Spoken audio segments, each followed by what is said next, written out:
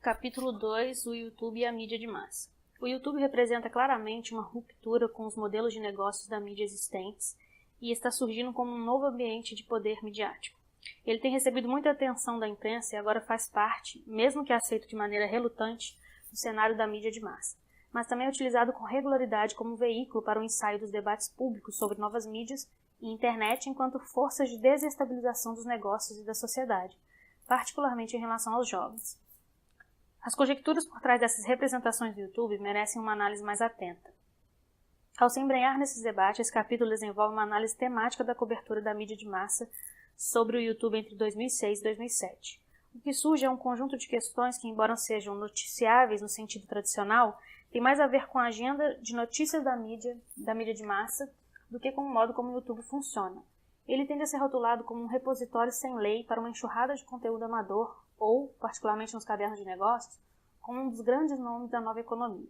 Esses rótulos resultam em um fluxo constante, embora repetitivo, de novas histórias que se reúnem ao redor de temas bem conhecidos. De um lado, juventude, celebridade e moralidade, e de outro, leis de direitos autorais e mercado de mídia.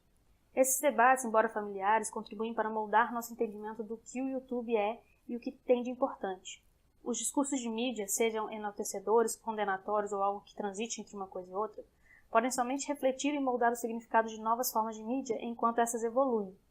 As definições, entre aspas, da mídia, de Vres 2005, e a realidade geram simultaneamente, formando um ciclo de retroalimentação dinâmica, de modo que a luta da mídia de massa, ou estabelecida para entender e dar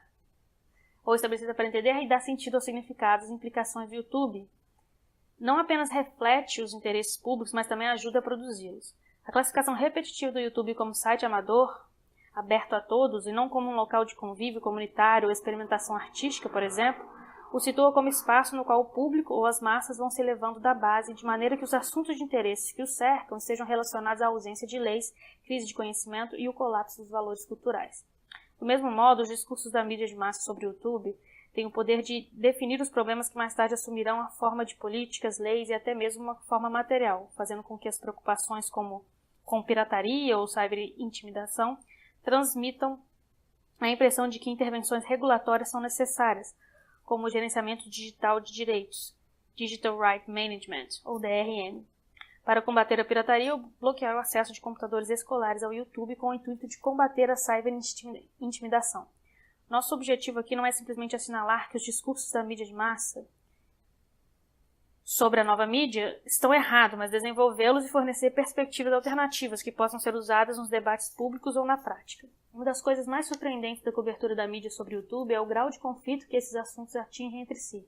Por exemplo, na véspera do Ano Novo de 2007, em Nova York, os programas australianos de atualidades, Today, Tonight e A Current Affair, transmitiram matérias sobre os videoclipes mais populares de 2007, descrevendo o site tanto como um repositório mundial de momentos incríveis,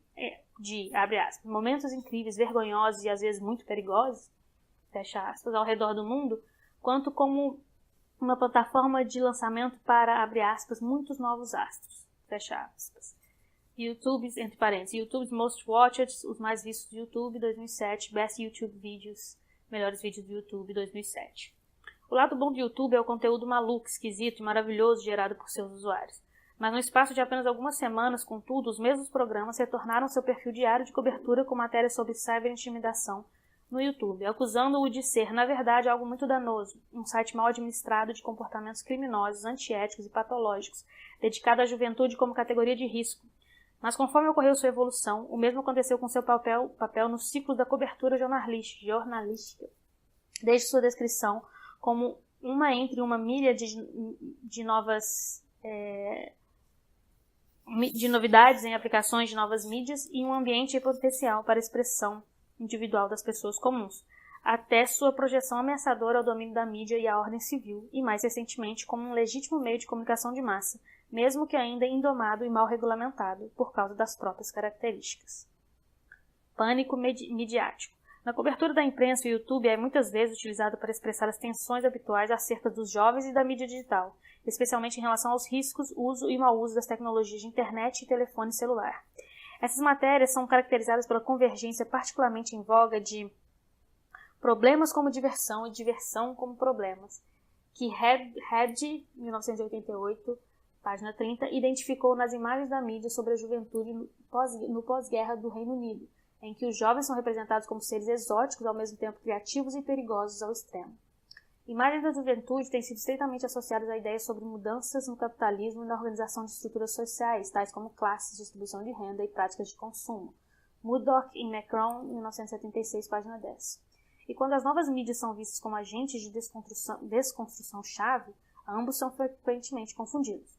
De fato, Kirsten Drottner, 2000, página 150, afirma que os jovens estão conectados à mídia por metáforas complementares de novidades e mudanças, e por causa disso, os discursos acerca da juventude e os discursos sobre as novas mídias acabam inevitavelmente se confundindo. No caso do YouTube, a convergência de problemas como diversão e diversão como problema é ainda mais amplificada pelas inquietações adultas sobre a divisão digital entre gerações, mobilizada por meio de discursos sobre exotismo tecnológico, Henry, 2008, nos quais tanto o YouTube como as massas de jovens que supostamente compõem seus usuários padrão são indisciplinados, selvagens e ao mesmo tempo novos e excitantes, Driscoll e Gregg, 2008. Isso fica óbvio até mesmo em argumentos aparentemente positivos sobre a destreza tecnológica natural dos jovens, como a noção de nativo digital de Prensky, 2001A, 2001B. Essa equação de novas plataformas de mídias, como o YouTube com a juventude, também flui para a política.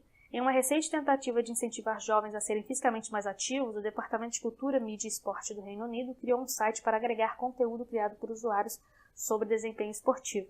A ideia parecia ser: se não pode vencê-los, junte-se a eles. Afirmou-se que a ideia foi motivada pelo fato de que o governo não consegue tirar a geração YouTube de frente da tela do computador. Ezon, 2008. Algumas matérias sobre o YouTube seguem o padrão de pânico moral, um termo que agora faz parte da linguagem cotidiana, mas que em estudos culturais é usado para descrever um ciclo específico de confluência entre a representação da mídia e a realidade social em torno de assuntos de interesse público. Cohen, 1972. No histórico texto de estudos culturais, Policing the Crisis, Policiando a Crise, Stuart Hall, 1978, analisaram o modo como o assalto no Reino Unido foi elevado à posição de crime novo que representava ameaças específicas à sociedade no contexto de uma conjectura histórica específica, afirmando que a atenção dada a esse novo e grave problema acabava por encobrir o que na verdade constituía uma crise do poder ideológico institucionalizado. Conforme a polícia e a mídia se concentravam no tema assalto, o problema era amplificado na imaginação pública e na realidade, criando um pânico moral. Da mesma maneira, na cobertura de mídia do YouTube, matérias que apresentam características de pânico moral delineiam e amplificam duas características interligadas da inquietação pública: juventude e moralidade de um lado e novas mídias e seus efeitos do outro. Drottner, 1999, descreve esse duplo padrão de convergência da inquietação em relação à nova mídia e da inquietação moral como pânico de mídia, e demonstra que esse conceito possui uma longa história como uma característica intrínseca e recorrente da modernidade. A matéria de Tom Hawthorne e Brad Crouch, 2006, publicada na seção de opiniões do jornal The Sunday Mail, da News Limited, nos fornece um exemplo elucidativo ao repetidamente acusar a juventude e o YouTube da dissidência para, em seguida, absolvê-los. Hawthorne e Crouch, em 2006, descrevem o YouTube como um espaço de vídeo que passa por um crescimento não controlado, no qual um ambiente sinistro repleto de conteúdo gráfico impróprio repousa a apenas alguns cliques de distância dos vídeos musicais, entretenimento comum ou simplesmente de pessoas vagando com uma câmera de vídeo na mão. Eles sugerem que o YouTube disponibiliza uma plataforma para exibicionistas, além do alcance dos reguladores da mídia australiana, em virtude do caráter internacional da internet. Os jovens são ao mesmo tempo agentes e vítimas, responsáveis pela maioria dos conteúdos mundanos no YouTube, brincadeiras adolescentes e dublagens caseiras, por grande parte da selvageria glorificada, surf automotivo, rap, slapping, vandalismo público e brigas em escolas, e em risco de serem expostas à filmagem de discursos de Hitler, propaganda racista, autópias grotescas, amputações de membros e vídeos de ataques à bomba em Bagdá. Essa centralização do pânico midiático é exemplificada por histórias de cyberintimidação, uso de tecnologias digitais para intimidar pessoas, especialmente por meio da publicação de vídeos humilhantes ou ofensivos, ou do uso de vídeos para documentar e enaltecer atos de violência. Em março de 2007, o governo da região de Vitória, na Austrália, bloqueou o acesso ao YouTube nas dependências das escolas como parte da resposta ao upload de um vídeo mostrando 12 garotos abusando sexualmente de uma garota vitoriana de 17 anos, Smith, 2007. Pedidos similares de restrição de acesso ao site para combate de cyberintimidação foram feitos por grupos de professores e conselhos tutelares no Reino Unido. Professores pedem fechamento de site 2007. E nos Estados Unidos, CRANS 2008. Em resposta, o YouTube lançou sua própria iniciativa contra a cyberintimidação, o canal BitBully, anti-intimidação. YouTube tackles bullying online. O YouTube obstrui a intimidação online, 2007. Essa nova categoria de cyberintimidação que os acadêmicos têm sido cúmplices em criar, veja, por exemplo, Patin Indura, 2006, e Longe Smith, 2008, é uma boa amostra de como o pânico moral, que envolve juventude, violência e risco, estão ligados aos discursos existentes sobre os efeitos da mídia produzindo pânico midiático, Trotner, 1999. Os discursos da mídia sobre as questões de moralidade no YouTube, o tom de preocupação no texto de 2.000 palavras de Hall, Storm e Crouch, demonizando o site e a criação da nova categoria de cyberintimidação, podem ser vistos como sintomas do desconforto e incerteza que cercam o campo de atuação da mídia e a autoridade moral provocados pelo uso em massa das novas tecnologias de mídia para publicação autônoma, como as câmeras de telefone, celulares e internet. Esse pânico moral é posteriormente amplificado pela hipérbole utópica sobre a Web 2.0 e a democratização da produção cultural, porque podem simplesmente inverter os julgamentos de valores sem perturbar as suposições que permeiam a alegoria de uma revolução comandada por usuários. É o mesmo mito da democratização de massa como efeito direto das mudanças tecnológicas que serviu de base para que a Time Magazine escolhesse você como personalidade do ano de 2006, Grossman 2006b, e para The Cult of the Amateur, culto ao amadorismo, de Andrew King, que deflagrou um ataque polêmico à cultura participativa online, apoiando-se na alegação de que esse fato estaria corroendo as habilidades intelectuais e os padrões morais, página 35 a 46. Em ambos os casos, as tecnologias digitais são tratadas como causa direta das transformações culturais que estão sendo celebradas ou lamentadas. Os temas desses pânicos contemporâneos sobre cultura participativa na internet não são tão novos quanto parecem. Eles espalham os medos que rondam a popularização em massa de novas formas e tecnologias de mídias desde o começo da modernidade. Surgiram preocupações em torno da imprensa marginal no começo do século XIX, Hartley 2008b, e do surgimento da câmera portátil no começo do século XX, Mansell 1991, Cyberlin e Bloor 1986, reproduzindo inquietações similares quanto a ferramentas de produção ou registro cultural caírem nas mãos das massas, ou mais especificamente dos filhos das classes mais baixas, Spring Hall, 1999. Além disso, a mobilização dos discursos de pânico moral é, de certa maneira, a realidade da mídia atual, quando lidamos com tópicos como novas mídias, juventude e violência, ver McHobby e Thornton, 2002. O discurso do pânico moral agora simplesmente faz parte do repertório profissional dos jornalistas, mas como Driscoll e Gregg, 2008, observam, um importante diferencial dos pânicos morais contemporâneos, particularmente em relação à internet, é que os discursos do establishment, conforme representados pela mídia de massa, são menos hegemônicos do que em períodos anteriores e, portanto, efetivamente menos capazes de conter os debates. Ao contrário, incorporam obrigatoriamente uma ampla gama de perspectivas divergentes, precisamente porque a internet torna possível a propagação de uma variedade de opiniões. Acima de tudo, os usos do YouTube que se tornam alvo desses pânicos midiáticos não representam as práticas da comunidade do YouTube como um todo. Os vídeos ofensivos descobertos por jornalistas às vezes são comparativamente pouco assistidos antes de sua exposição na imprensa nacional ou internacional. Exposição essa que atrai ainda mais atenção ao fenômeno com o qual estamos sendo encorajados a nos preocupar. Baseados na extensa história desse padrão presente nos pânicos midiáticos, é importante considerarmos o quanto esses discursos de pânico moral nos debates públicos podem acabar incentivando práticas ainda mais perigosas, descuidadas ou nocivas, ao passo que não colaboram em nada para exercer uma influência positiva sobre as normas sociais que agem dentro das redes sociais que usam o YouTube como plataforma. Debates acerca do bom e do mau uso do YouTube se resumem à ideia sobre ética, mas a ética da participação no YouTube não pode ser reduzida a julgamentos sobre quais padrões morais predeterminados estão sendo postos em prática. De maneira mais pragmática, a ética pode ser definida como a liberdade e a capacidade de atuar de modo reflexivo, ou seja, considerar as implicações éticas da prática pessoal e da formulação de ações baseando-se nessa percepção ética em um determinado contexto.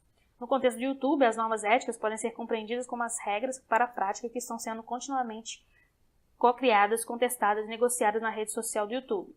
Dada a longa e repetitiva história da interpretação de novas mídias como uma articulação de risco, uma moralidade ou imoralidade e juventude, Podemos procurar entender de maneira mais produtiva o alcance e as circunstâncias nas quais a participação em sites como o YouTube envolvem reflexão, consciência ética e capacidade de avaliação como parte de discussões mais abrangentes sobre a alfabetização em novas mídias, em vez de serem consideradas parte de regimes de controle top-down.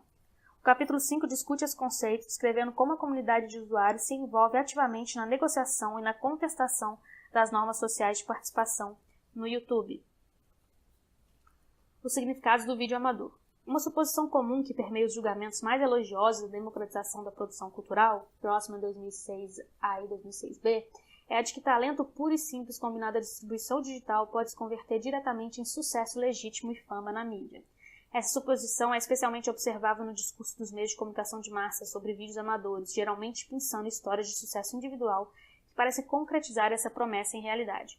Por exemplo, no início da história do YouTube, o programa Lazy Sunday, Domingo de Preguiça, chamou a atenção da mídia de massa para o comediante Andy Samberg, na época um novato no elenco do Saturday Night Live.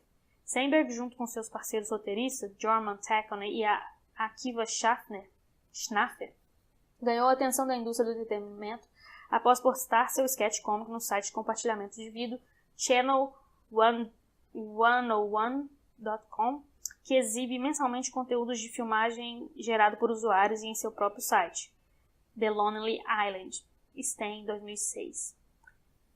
O sucesso de seus vídeos nesse site, especialmente The Boo, abreviação para Malibu, sua paródia do drama adolescente The O.C., fez com que o grupo fosse notado por executivos da Fox, que encomendaram um piloto para uma série de sketches cômicas, intitulada Awesome Town, ou Maravilhândia, em português. Embora a série não tenha decolado, acabou rendendo à equipe um trabalho como roteirista para a MTV e eventualmente levando-o para frente e para trás das câmeras do Saturday Night Live.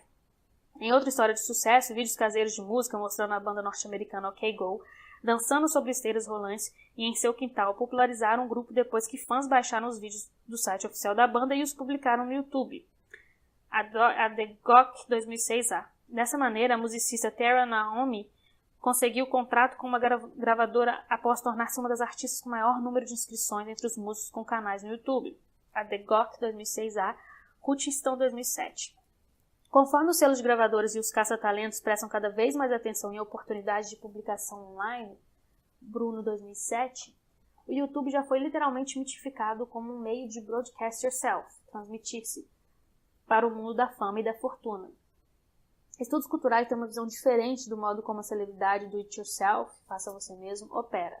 Nick Coldry, 2003, argumenta que na mídia de massa a distância entre o cidadão comum e a celebridade só pode ser cruzada quando uma pessoa comum tem acesso aos modos de representação da mídia de massa, fazendo a transição do que Coldry chama de mundos comuns para o que ele chama de mundos da mídia. Para Coldry, mais do que as distinções indefinidas entre a pessoa comum e a celebridade, histórias de ascensões meteóricas e reality shows reproduzem as distinções entre o mundo da mídia e o mundo ordinário, que abre aspas, disfarça e, portanto, ajuda a naturalizar a desigualdade do poder simbólico representado pelas instituições de mídia. Fecha aspas, 2006, página 16. A promessa de que youtubers talentosos, mas não descobertos, podem saltar de seus mundos comuns para o genuíno mundo da mídia está profundamente enraizada no YouTube em si e evidenciada em várias iniciativas e concursos no YouTube para a descoberta de talentos. Em resposta ao sucesso do grupo OK Go, o YouTube criou um canal dedicado a músicos que revelou 120 mil cadastros em 3 meses entre junho, quando o serviço foi lançado, e agosto de 2006, a The GOC 2006A. Concursos recentes em busca de do-it-yourself de qualidade incluem a competição My Grammy Moment, no qual os músicos do YouTube tocavam versões da música The Pretender, do Foo Fighters, nos instrumentos que quisessem, disputando um lugar para tocar ao vivo com a banda na cerimônia de premiação do Grammy. Diversos outros concursos de curtas-metragens, incluindo a primeira International Film Competition, competição internacional de filmes, em novembro de 2007, e o torneio From Here to Awesome, em fevereiro de 2008, e prêmios para sketches cômicos. Apesar das aparências, esses exemplos representam mais os limites do mito da celebridade do it-yourself do que sua concretização.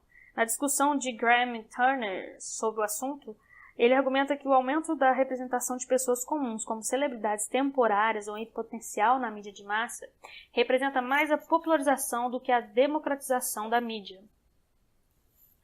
Mesmo quando pessoas comuns se tornam celebridades por meio de seu próprio esforço criativo, não há necessariamente transferência de poder de mídia. Elas permanecem dentro do sistema de celebridades inerente à mídia de massa e por ela controlada.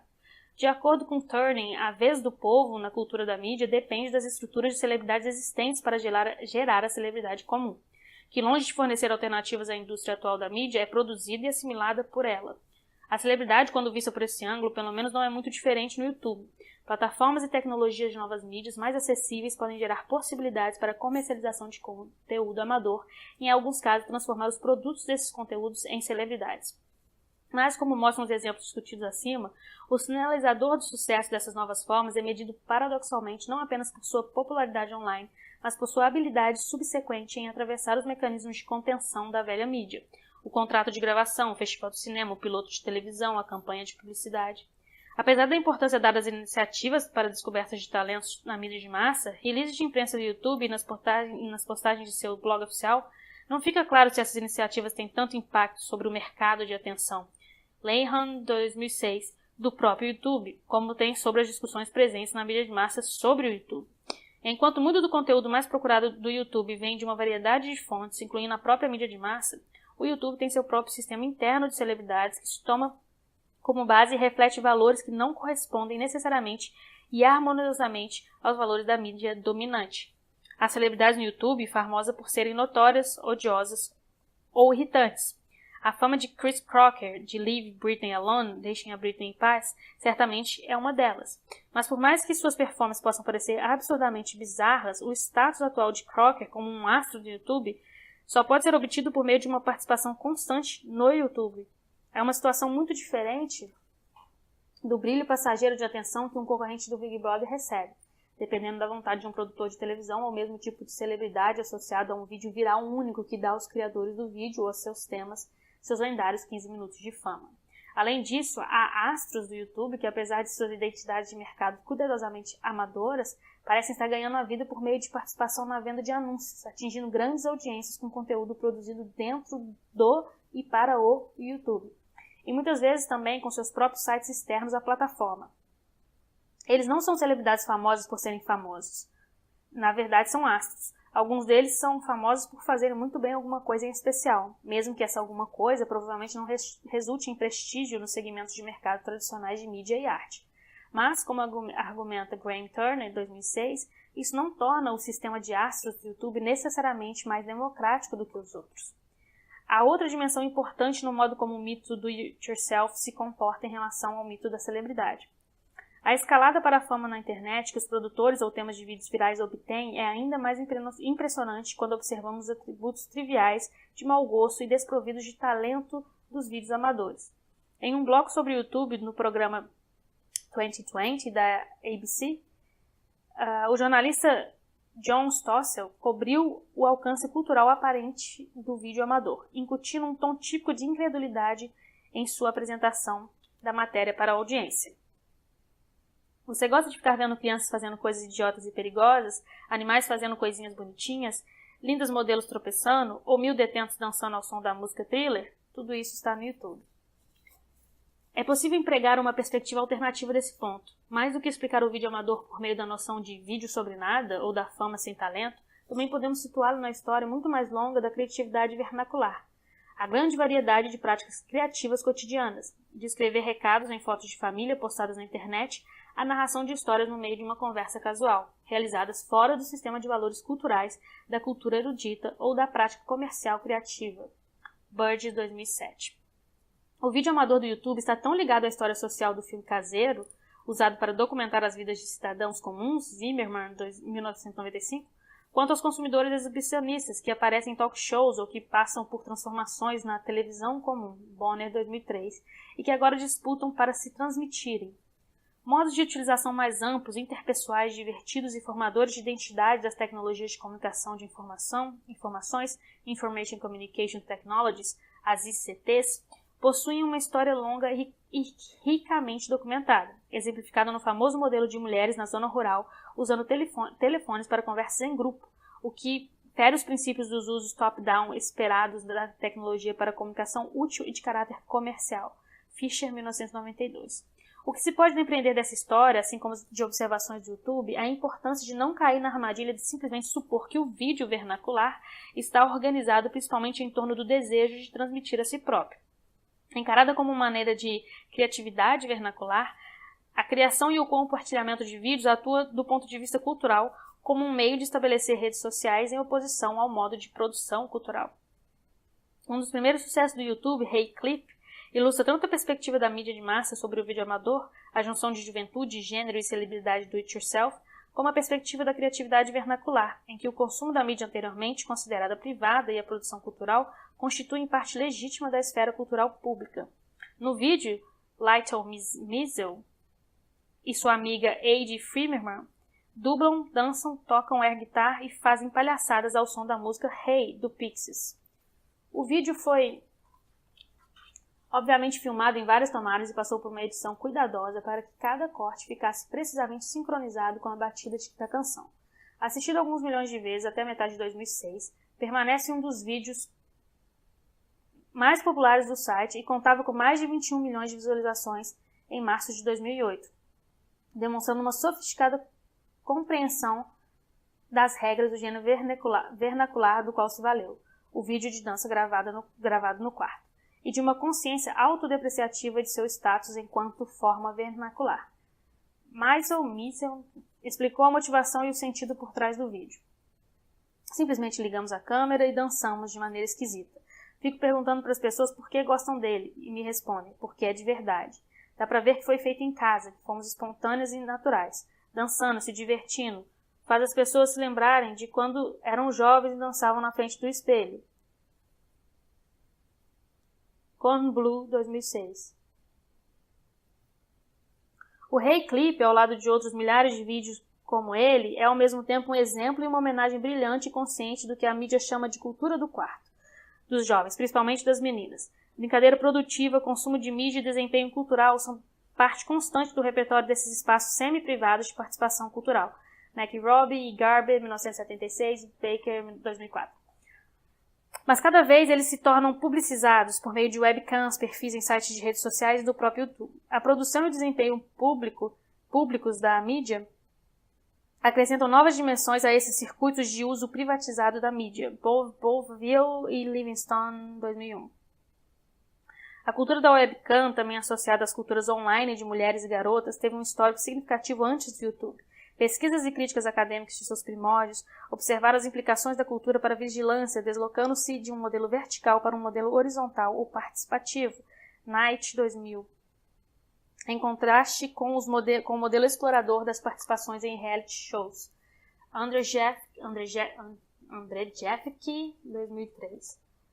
Esses autores argumentam que as Cam Girls, garotas da câmera, tiveram um controle maior sobre as condições de produção e de consumo de suas próprias representações, de maneira que as culturas de webcam devem ser compreendidas ao menos como tal em termos de exibicionismo fortalecedor, Koskela, 2004, quanto o voyeurismo. Mas assim como as dimensões morais da cultura participativa discutidas anteriormente neste capítulo, as tensões entre expressão e exibicionismo, desempenho e vigilância, são ativamente negociadas entre os próprios participantes. Os produtores vernaculares do YouTube tentam controlar a publicidade de sua participação de várias maneiras, embora em níveis de consciência variados do quanto contribuições relativamente privadas podem ser acessadas e fugir do seu controle. Land 2007b. O caso de Brie, mais conhecida como Lonely Girl 15, Garota Solitária 15, oferece um exemplo especialmente elucidativo que reúne vários modos de compreensão do papel do vídeo amador e aponta para as novas relações de produção cultural que dificultam simples aplicação de suposições sobre o significado do amadorismo, do vernacular e do cotidiano no contexto do YouTube. Entre julho e setembro de 2006, grandes veículos da mídia de massa dos Estados Unidos, como The New York Times, The Los Angeles Times e The San Francisco Chronicle, ficaram especialmente enamorados por Brie. A youtuber que postava em seu vlog, sob o nome de Lonely Girl 15, sua postagem aparentemente emocionada de 4 de julho de 2006, falando de seus problemas com seus pais por se intrometerem em um começo de namoro, atraiu 500 mil de visualizações em 48 horas. Um aumento significativo das 50 mil visitas por semana que seus vídeos anteriormente vinham recebendo, para a casa de 100 mil. Davis, 2006, página 238. Seus vídeos eram comoventes. Descreviam uma relação tensa com seus pais religiosos e desfiava dilemas e caprichos de sua relação com Daniel, seu amigo e também vlogueiro. As postagens de Lonely Girl estabilizaram-se em uma audiência de cerca de 3.000 visitas por dia. Comentaristas da mídia, especialmente a blogueira Virginia Heffernan, do New York Times, interessaram-se pela rápida fama de Brie, assim como pelo alto nível de especulação que cresceu na comunidade do YouTube quanto à autenticidade de seus vídeos. Embora se encaixassem no padrão de vlog, alguém falando diretamente para a câmera, e tratassem de relações domésticas e pessoais consideradas características do formato, alguns deles pareciam exageradamente refinados. Eles eram mais bem editados do que deveriam e como num seriado, iam revelando uma série de eventos que se apresentavam muito bem narrados para um diário pessoal. A comunidade do YouTube estava especialmente curiosa sobre esses vídeos. Usuários começaram a questionar abertamente sua autenticidade em comentários no YouTube, em discussões online e em respostas a postagens de blogs. A imprensa se juntou ao debate, alguns discutiam Lonely Girl cuidadosamente e endossavam o debate sobre Brie ser uma vlogueira real, ao mesmo tempo usando seus vídeos como exemplo de exploração das capacidades criativas dos jovens. Murphy, 2006. Outros, entretanto, se jogaram impetuosamente no debate sobre sua legitimidade. Choni, 2006, especialmente quando a verdade foi revelada. O vlog de Lonely Girl 15 era, na verdade, uma experiência dos produtores independentes de filmes Mesh Flinders e Miles Beckett. Fire, 2006, Gentil, 2006, Heffernan e Zeller, 2006. No caso de Lonely Girl 15, ao mesmo tempo sustenta e subverte a mitologia acerca do significado do conteúdo amador do YouTube. Apropriando-se habilidosamente da estética, das restrições de formato do estilo confessional do vlog, os vídeos da Lonely Girl 15 divulgaram e legitimaram a prática de vlogging como um gênero de produção cultural. No entanto, podemos argumentar que foi a capacidade de incorporação de cada um dos personagens do universo de Lonely Girl 15 dentro da rede social do YouTube que deu aos vídeos suas características de autenticidade. Os personagens da série usavam seus próprios perfis e vídeos no YouTube para se apresentar e dar continuidade à narrativa, forjando assim conexões entre outros sites e redes sociais, como MySpace. Brie, Daniel e outros personagens tornaram-se reais não apenas em virtude do talento de roteiristas e atores, mas também por seu suposto uso do YouTube para criar e gerenciar suas relações pessoais com outros participantes na rede social. Da mesma maneira, a energia gerada pelo mistério de Lonely Girl 15, a discussão sobre a autenticidade dos personagens, das séries e esforços investigativos dos usuários do YouTube, aponta para o tema central das funções dessas redes de relacionamento. Lonely Girl 15 violou a ideologia de autenticidade associada à cultura do do-it-yourself, sendo ao mesmo tempo absolutamente consistente com o modo como o YouTube funciona. Embora a série tenha continuado depois que o truque foi revelado, indo além das locações dentro dos quartos para adquirir um perfil mais ao estilo cinema-verdade, Lonely Girl 15 introduziu novas possibilidades de experimentação e expansão dos usos do formato vlog dentro do YouTube. As possibilidades de autenticidade enganosa agora fazem parte do repertório cultural do YouTube. Vlogueiros posteriores, como o aparentemente embaraçoso, mas honesto estudante de ensino médio Dex Flame, construíram suas identidades em torno de uma ambiguidade similar relacionada à sua autenticidade. Tentando imaginar quanto das ações de um youtuber são autênticas, notável na discussão acerca de Dex Flame, ou quão grande seria a sua equipe de produção, um tópico de debate na discussão sobre a usuária Liza Nova, demonstram o conhecimento instintivo sobre a construção dos vídeos do YouTube, que agora faz parte do modo de participação dentro do site. Na verdade, ocorre uma espécie de jogo para ver quem é mais rápido em realizar o trabalho investigativo necessário para desmascarar ou confirmar o mito de autenticidade em cada novo caso. É essa função das redes sociais, cuja ausência é mais sentida na maioria dos relatos da mídia de massa sobre a criação de conteúdo amador e cotidiano. A ideia de que a motivação para essa atividade possa ter tanto a ver com a formação de redes sociais ou interação coletivas como a promoção pessoal. Na maioria das discussões envolvendo conteúdo criado por usuários, a promoção pessoal é supostamente a motivação principal. Os amadores são representados como produtores individualistas voltados para a expressão pessoal e mais interessados em se transmitirem do que em se envolver na produtividade textual como um meio de participação em redes sociais. Como resultado, a prática coletiva de criação de conteúdo gerado por usuários é marginalizada em detrimento das narrativas individualistas de celebridades de internet e da expressão pessoal, em vez de proporcionar uma compreensão de como o vídeo amador, em sua plenitude, conforme representado pelo gênero em evolução do vlog, que sem dúvida precedeu e se excedeu além dos limites de Lonely Girl 15, contribui para a produção de valor no YouTube por meio de sua onipresença absoluta e de seu caráter cotidiano. A guerra dos direitos autorais.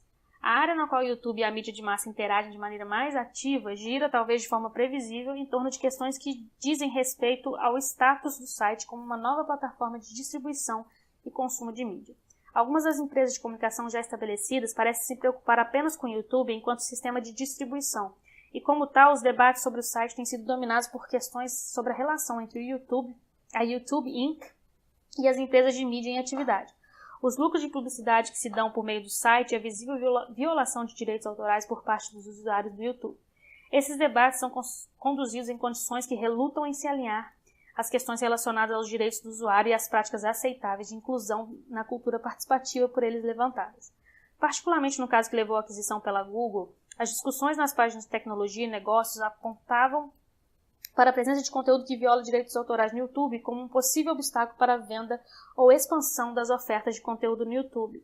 Bolden e Sabah, 2006, Elias 2006, Gould, 2006, Harris, 2006, Koptoff, 2006, McKenna, 2006.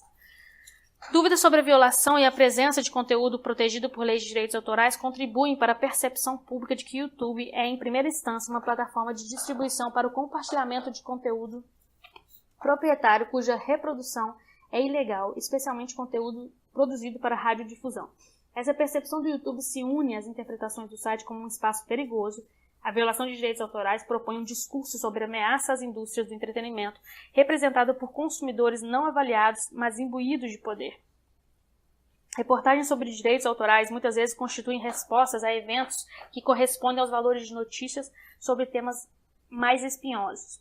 Vemos matérias sobre grandes empresas e grandes detentores de direitos preparando suas armas, ameaçando abrir processos e preocupados com o fato de o YouTube constituir um santuário para ou um negócio fundamentado na violação de direitos autorais. Blakely, 2007, Elfman, 2006, Karnichig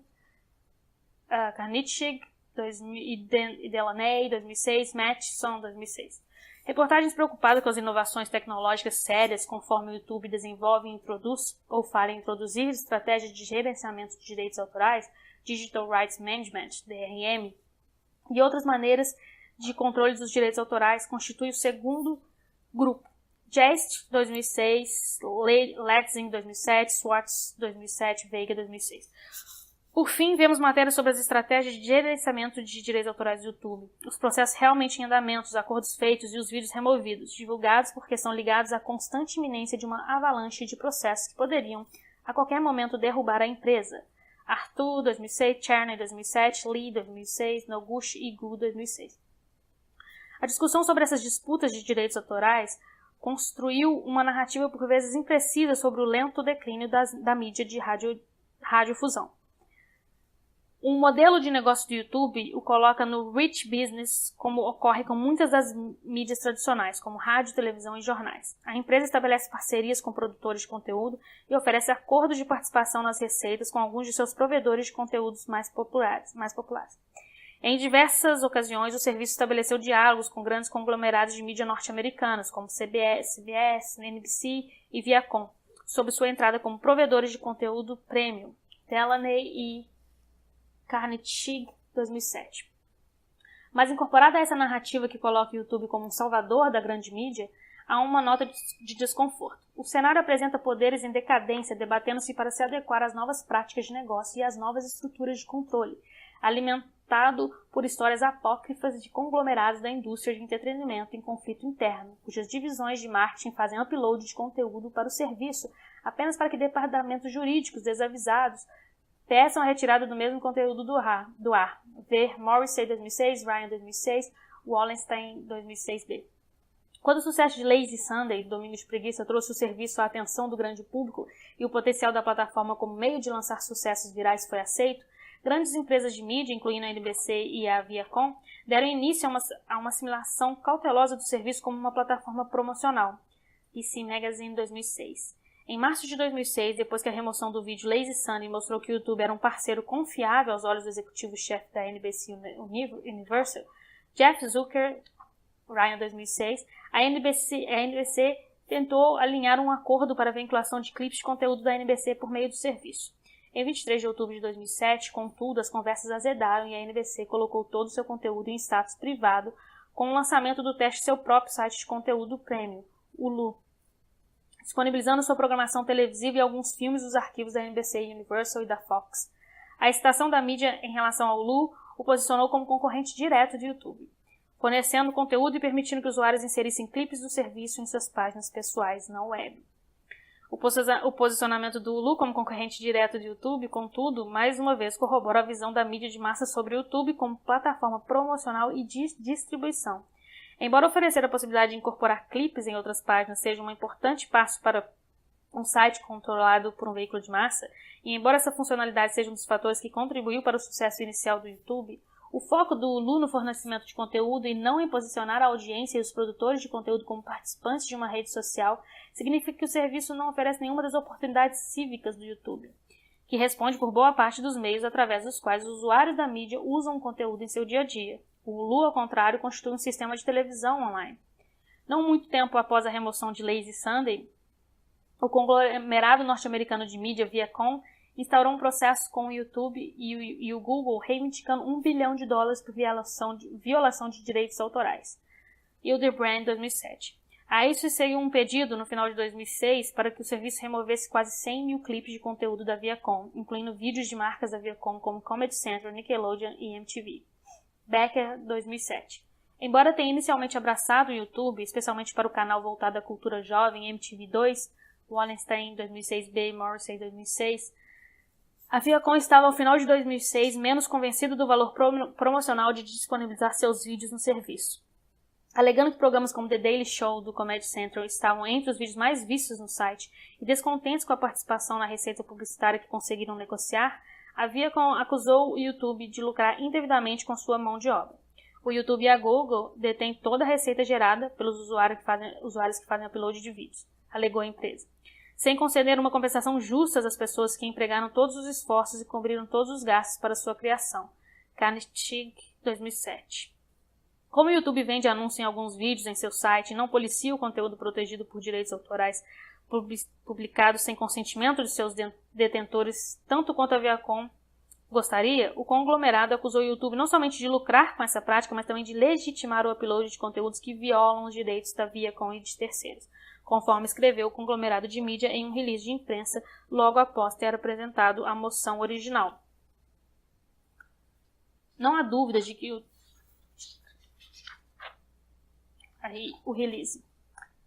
Não há dúvida de que o YouTube e o Google estão continuamente colhendo os frutos de nossos esforços sem permissão e destruindo um imenso valor no processo. Esse valor pertence por direito aos escritores, diretores e outros talentos responsáveis por sua criação e a empresas como a Viacom que fizeram investimentos para tornar tais inovações e criatividade possíveis. A Viacom não estava sozinha. Na metade de 2008, a Mediaset de Silvio Berlusconi entrou com uma ação de 500 milhões de euros, 718 milhões de dólares ou 1,31 bilhões de reais em agosto de 2009, contra o YouTube por violação de direitos autorais. A TF1, maior rede de transmissão da França, pediu 100 milhões de euros em um processo. Atualização 2. Mediaset processa Google e YouTube no valor de 780 milhões de dólares.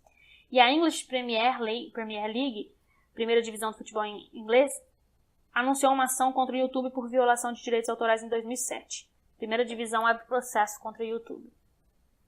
Há questões que precisam ser levantadas sobre o YouTube e o Google realmente estarem lucrando com material produzido por grandes produtores de mídia, especialmente pelos argumentos da Viacom, e outros parecerem tão intrinsecamente arraigados nas noções da era da radiodifusão, sobre o que é a mídia e como ela funciona. Há questões a respeito do nosso entendimento sobre o que é popular no site, sobre nossa compreensão em relação aos tipos de conteúdo que o serviço comporta e sobre os direitos tanto dos produtores como das audiências na era pós-radiodifusão.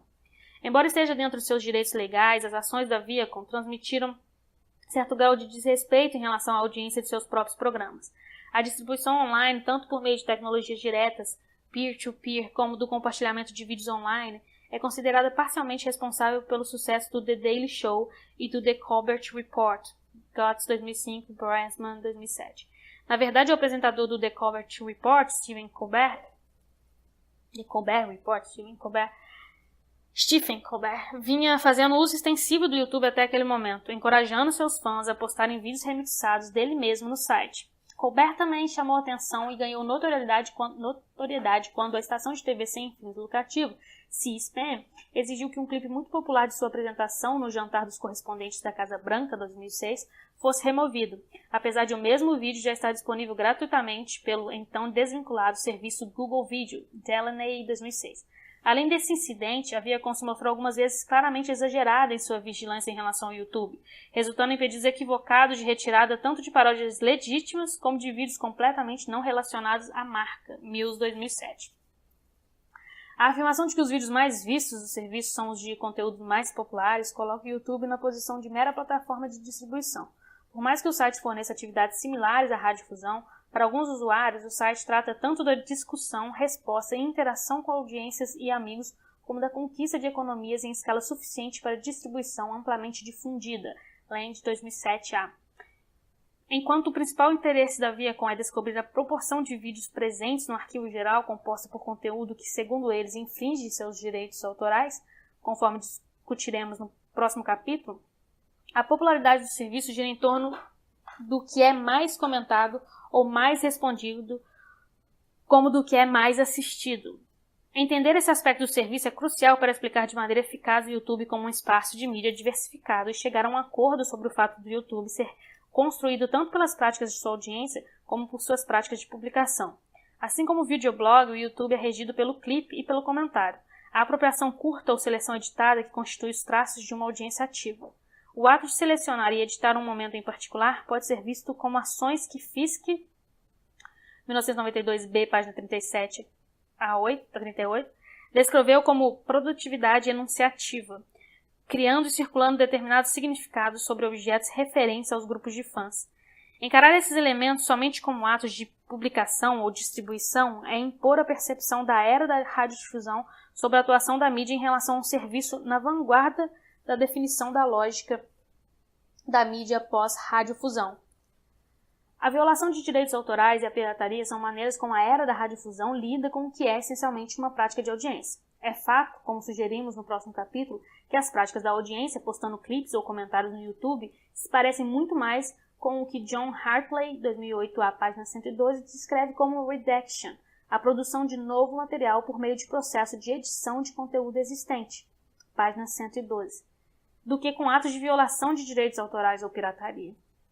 O que a guerra dos direitos autorais demonstra de maneira especialmente clara é a complicada dupla identidade que a YouTube Inc. mantém. O YouTube precisa ser entendido como um negócio, situação na qual os argumentos da Viacom e de outros podem ser legitimados, e como uma fonte cultural co-criada por seus usuários, dentro da qual esses argumentos perdem credibilidade. A verdade é que essas duas diferentes e difíceis concepções para que o YouTube serve, do que o YouTube serve, né? Para que o YouTube serve. A verdade é que essas duas diferentes e difíceis concepções de para que o YouTube serve são reais e coexistentes, mesmo que nem sempre de modo pacífico, em várias ocasiões, como nas disputas relacionadas a alegações de violação de direitos autorais, as falhas do terreno emergem. O YouTube como mídia de massa. O livro The Television Will Be Revolutionized, A Televisão Será Revolucionada, 2007, de Amanda Lotz, é um dos primeiros trabalhos acadêmicos publicados a tratar especificamente do YouTube. Suas considerações sobre o YouTube foram evidentemente adicionadas em um momento posterior à conclusão do livro, que foi finalizado no final de 2006, quando o serviço estava apenas começando a receber maior atenção da imprensa e do meio acadêmico. Sobre as implicações da proliferação de vídeos amadores para a produção dos segmentos de mercado, no que tange à demanda, Lotz escreve: no final de 2006, ainda não estava claro se o alvoroço do vídeo amador constituía meramente uma moda passageira ou algo que pudesse revolucionar a televisão. Assim como grande parte do novo espaço tecnológico, os vídeos amadores se resumiam praticamente aos esforços de estudantes adolescentes e universitários no final de 2006. Mas conforme o debate cultural sobre o YouTube cresceu, políticos e corporações rapidamente começaram a adicionar seus vídeos, criando uma estranha amálgama que vai de vídeos de discursos de Ted Kennedy, clipe da estreia musical de Paris Hilton, a gatos usando banheiros. Lotz, 2007, página 252. Vemos aqui na ausência de um trabalho acadêmico sobre o YouTube enquanto sistema cultural à época, o uso de uma lista de esquisitices para descrever a diversidade do YouTube. Também percebemos a rapidez com que o YouTube continuou a crescer e o modo como, mesmo em um espaço de 12 meses, foi aceito como parte do cenário da mídia. Esse padrão também se originou na evolução do discurso da mídia de massa acerca do YouTube, de esquisitice para o centro das questões industriais, legais e morais mais sérias. Embora a cobertura da mídia de massa continue a ser caracterizada por um alto grau de ambivalência sobre o que exatamente o YouTube é e qual a sua utilidade, há cada vez mais indicações de que vem se incorporando cada vez mais como parte essencial da esfera cultural pública. A mídia de massa lida com esse problema do mesmo modo de sempre, filtrando os usos e significados do YouTube por meio de seus próprios valores jornalísticos, bem como de uma abordagem ideológica da mídia popular e emergente que se recusa a admitir que os usos vernaculares do YouTube podem ter suas próprias maneiras de legitimidade. Em vez disso, admitem a importância cultural do YouTube apenas quando a sua articulação com as formas de comunicação tradicionais legitimadas podem ser demonstradas. Debate político em massa, como a cobertura do debate YouTube-CNN como parte do início da campanha presidencial de 2008 nos Estados Unidos, Feldman 2007, Daline 2007, Dilania 2007. Ou educação e aprendizado institucionalmente legitimados, como se deu quando várias universidades de prestígio começaram a fazer upload de vídeos de palestra e aulas completas no YouTube. Alexander 2007, Lee 2007, Kessler 2007. Sem dúvida, hoje o YouTube desfruta de uma posição como mídia de massa. Mas de que tipo de meio exatamente estamos falando? No YouTube, novos modelos de negócio e ferramentas de produção mais acessíveis estão provocando novas e inesperadas interações entre a mídia alternativa e a mídia comercial de massa, e regurgitando as inquietações sobre questões de controle e autoridade da mídia. Essas incertezas podem explicar em parte a oscilação entre dois cenários explicativos predominantes do site. De um lado, o YouTube como um agente no cenário comercial da nova mídia, à vista top-down, e do outro, o YouTube como um site de criatividade vernacular e de contestação fora da lei, à vista bottom-up. O YouTube não é somente mais uma empresa de mídia e não é somente uma plataforma de conteúdo criado por usuários. É mais proveitoso entender o YouTube, a empresa e a estrutura de site que fornece, como ocupante de uma função institucional, atuando como um mecanismo de coordenação entre a criatividade individual e coletiva e a produção de significado, e como um mediador entre vários discursos e ideologias divergentes voltados para o mercado e os vários discursos voltados para a audiência ou para o usuário. Sem essa perspectiva centrada na audiência, sem uma noção de como as pessoas usam a mídia em seu cotidiano, qualquer debate sobre o impacto cultural ou social do YouTube está propenso a tomar como base uma série de equívocos fundamentais. Página 60.